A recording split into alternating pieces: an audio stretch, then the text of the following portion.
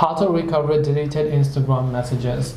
Hi everyone, welcome back to our channel. In today's video I'll guide you on how you can recover deleted Instagram messages, so make sure to watch the video till the end.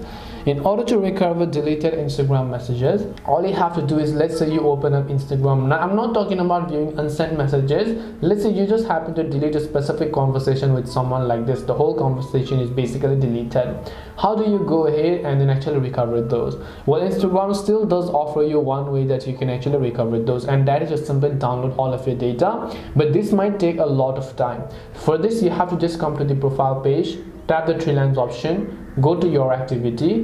When you go to your activity, scroll down, you'll find download the information button, tap on it, and over here you'll be able to see all of this. Here you can see view past file requests. You've also requested it on before, so you'll be able to find them here. And here you can also simply request a new download by simply selecting Instagram account, tap on next, and then you need to provide an email, complete copy, and so on. Once you download the information, though it is not going to come inside the Instagram app itself, you'll be given a file where you'll be able to see all of the chats that you had with this person as well.